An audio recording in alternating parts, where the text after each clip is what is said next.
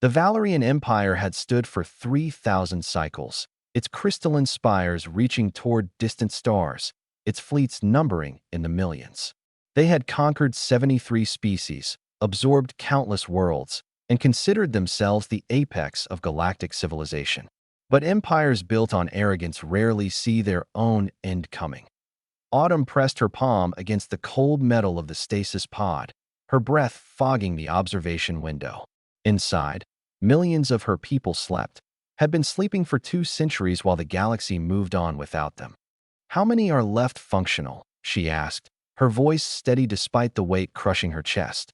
Colton checked his datapad, his jaw tight. 42%. The rest, the systems failed decades ago. Autumn closed her eyes. 60 million souls, gone while they dreamed of home.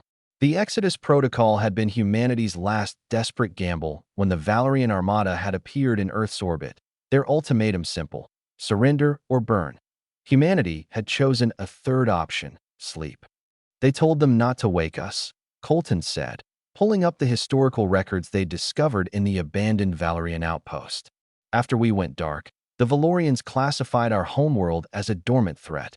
They put an exclusion zone around the entire Sol system. Any ship that came within a light year was to be destroyed, no questions asked." "They were afraid," Autumn murmured, a bitter smile touching her lips. "Terrified," Colton corrected. "I've read their military assessments. Do you know what they called us? The persistent ones." They'd never encountered a species that refused to accept defeat. Every other race they conquered eventually submitted, integrated into their empire. But humans? He shook his head. "Even when we were losing, we kept fighting. Our last stand on Mars lasted 3 years after Earth fell silent. 3 years of guerrilla warfare against an enemy with numerical and technological superiority." Autumn walked through the cavernous awakening chamber, her footsteps echoing off walls that hadn't heard sound in 200 years. Row upon row of stasis pods stretched into the darkness, each one a human life frozen in time, waiting for a signal that the war was over. The war was over, all right. Just not the way anyone expected. "Show me what happened to them," she said. Colton projected the holographic timeline into the air between them.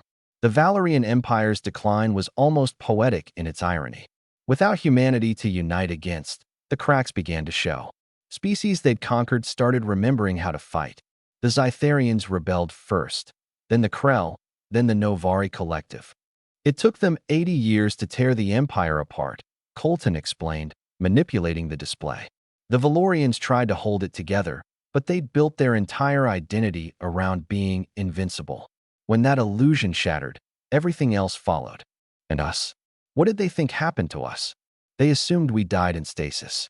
Natural systems decay, power systems fail. They thought time would do what their weapons couldn't." Colton pulled up another file. "But they never stopped watching Sol. Even as their empire crumbled, they kept ships on the exclusion zone. The last Valerian monitoring station went dark 37 years ago." Autumn studied the timeline, pieces falling into place.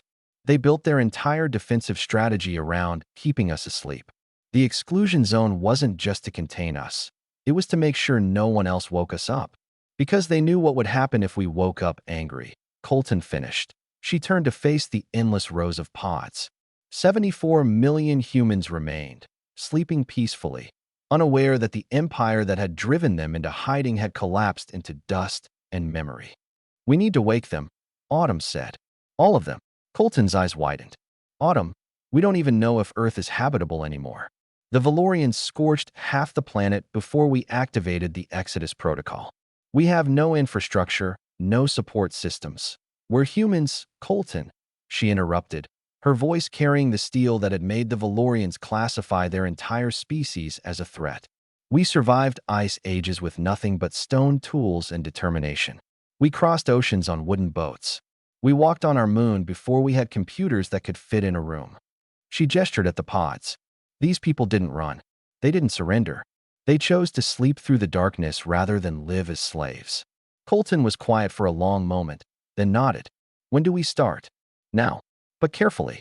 We wake them in waves, establish what we can with each group before bringing the next online."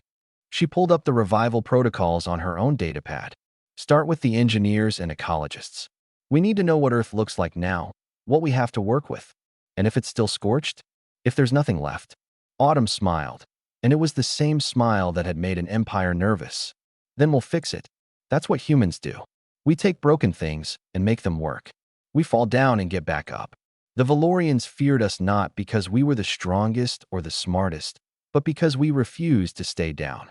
She initiated the first revival sequence, watching as a dozen pods hummed to life, their occupants beginning the slow process of awakening from their centuries-long sleep. They wanted us to stay asleep forever, she continued, to fade into history as a cautionary tale about species that fought too hard. But here's what they never understood about humanity. We don't need an empire. We don't need to rule the galaxy. We just need to survive, and we're exceptionally good at that. The first pod opened with a hiss of pressurized air.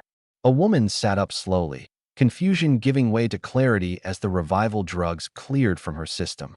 "Welcome back," Autumn said gently. "You've been asleep for 217 years. The empire that put us here is gone. Earth is ours again." The woman, a hydroponic engineer named Casey, according to her pod manifest, looked around the chamber with wide eyes. "And humanity?" "Still here," Colton answered. "Still fighting. Still persistent." More pods began to open. More humans blinking awake to a galaxy that had changed beyond recognition. But as Autumn watched them orient themselves, saw the determination replacing confusion in their eyes, she knew the galaxy hadn't changed as much as it thought. Humanity was awake, and the galaxy would learn, as the Valorians had, that some species don't need empires to be dangerous. They just need a reason to keep going. The persistent ones had returned.